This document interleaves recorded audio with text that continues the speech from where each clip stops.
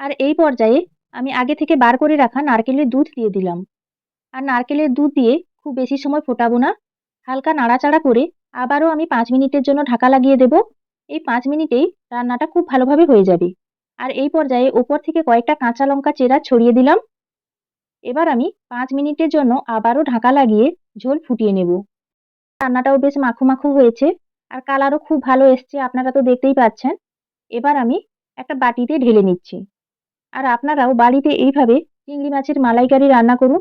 খেতে তো খুব ভালো লাগে, আপনারা সবাই জানেন। দেখে জিভে জল আসার মতো চিংড়ি মাছের মালাইকারি রান্না হয়ে গেছে। আপনারা তো দেখতেই পাচ্ছেন কতটা লোভনীয় হয়েছে দেখতে। আর আপনারাও বাড়িতে এইভাবে রান্না করুন আর খেয়ে কমেন্ট করে জানাবেন খেতে কেমন লাগলো। আশা করি রান্নার ভিডিওটি আপনাদের ভালো লেগেছে।